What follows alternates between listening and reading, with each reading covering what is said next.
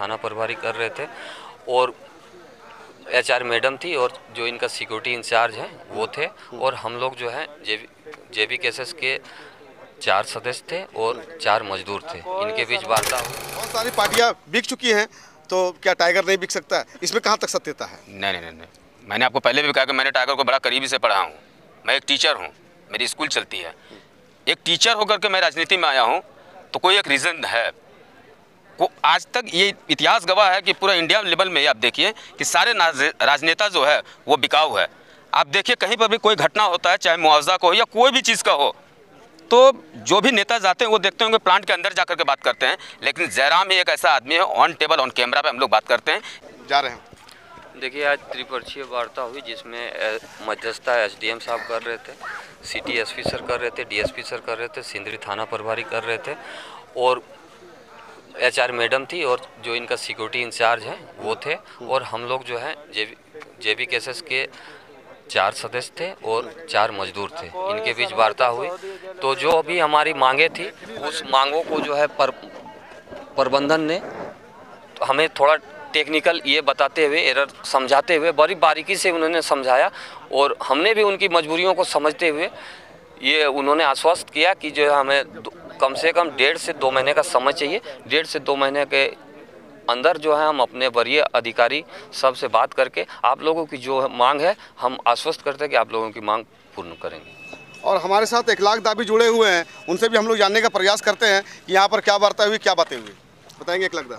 जैसे आशीष दा के माध्यम से आपको पता चला कि वहाँ पर जितने भी अधिकारी बैठे हुए थे, चाहे एसडीएम बैठे हुए थे, सिटी एसएसपी बैठे हुए थे या फिर कंपनी का जो एचआर होता है, एसएससी प्लांट का जो एचआर है वो भी बैठी हुई थी और उन्होंने एक लिखित माध्यम में दिया है और शायद 1.5 महीना का ना 2 महीना का समय मांगा है कि 2 महीना के बाद जो 20 मजदूर थे उन लोग को हम यहाँ पर पुनः नियुक्ति दे देंगे और जो 70% जो यहाँ पर जो रोजगार है लोकल रोजगार उसको दे देंगे और जो अतिक्रमण किया हुआ है कुछ ज़मीनों को जो अतिक्रमण करके उन लोग रखे हुए हैं क्वार्टर के रूप में या जिस रूप में भी उनको हम लोग अपने से आला अधिकारी को ज्ञापन दे करके सौंप देंगे ताकि जो ज़मीन यहाँ पर अतिक्रमण करके लोग रखे हुए हैं वहाँ से जल्द से उन लोगों को हटा दिया जाएगा। जो भी पेपर दिया गया है एक सादा कागज में लिखा हुआ है, इसमें कहाँ तक सत्यता है?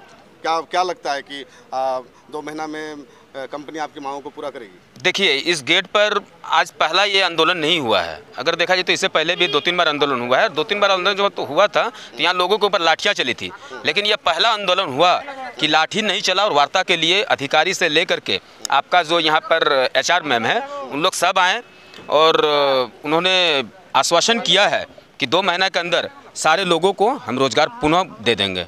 सपोज दैट अगर ये तो व्हाइट पेपर पे लिखा गया है, सपोज दैट कि ये वार्तालाप वो अमन नहीं करते तो आप लोग का दोबारा क्या रूपरेखा कीजिएगा? बिल्कुल आपका सवाल जो है बहुत ही अच्छा सवाल है कि मान लीजिए को अपने बातों से मुकर जाते हैं तो फिर क्या करेंगे? अगर 2 महीना के बाद अगर इन्होंने रोजगार नहीं दिया यहाँ के लोगों को या जो भी उन्होंने हमने जो अपनी मांगे रखे थे मांगों को पूरा नहीं किया तो इस बार जो होगा ना, इस बार एक चीज़ जानिए आंदोलन नहीं बहुत बड़ा विरोध होगा यहाँ पर, बहुत बड़ा विरोध होगा और पूरा जेबी केसेस के पूरा झारखंड से जितने भी लोग हैं सारे लोग यहाँ पर पुनः आएंगे और मुझे उम्मीद और आशा है कि हम लोग जहाँ पर भी गए हैं, जेबी केसेस की टीम गई है, जयराम दा गए हैं, वहाँ जो रिजल्ट हुआ है आज तक पॉजिटिव ही रिजल्ट हुआ है। किसी मीडिया प्रभारी के द्वारा ये भी सवाल दागा गया, ये भी बोला गया कि यहाँ पर बहुत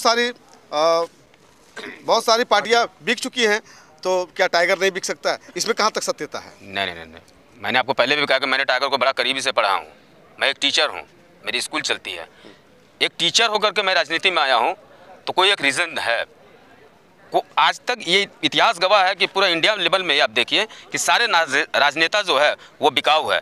आप देखिए कहीं पर भी कोई घटना होता है, चाहे मुआवजा का हो या कोई भी चीज़ का हो, तो जो भी नेता जाते हैं वो देखते होंगे प्लांट के अंदर जाकर के बात करते हैं, लेकिन जयराम ही एक ऐसा आदमी है ऑन टेबल ऑन कैमरा पे हम लोग बात करते हैं। इसी का नतीजा है कि जितने भी लोग हैं, पीड़ित परिवार हैं, आज हम लोगों के ऊपर, जयराम दा के ऊपर, मतलब जेबी केसेस के ऊपर एक आशा की निगाह से देखते हैं कि लोग आएंगे, वार्ता सफल होगी और जो मुआवजा जो मांग है उस मांग को पूरा किया जाएगा। अच्छा, एसआर फंड से जो डेवलपमेंट की रूपरेखा तैयार की जाती वो एसआर फंड से यहाँ किया जा रहा है? सीएसआर फंड से जो किया जाता है वहाँ पर किया जा रहा है? वहाँ पर देखिए जो एसआर फंड से जो आपका डेवलपमेंट होता है, मान लीजिए स्वास्थ्य का लेकर के, एजुकेशन का लेकर के, वो सब जो भी चीज़ है वो 2 महीना के बाद आप हमसे पुनः इस सवाल को कीजिएगा, मैं आपको पुनः इसका बहुत अच्छा से जवाब दूंगा। और आप देख रहे थे शाहनवाज अख्तर लाइव। धन्यवाद।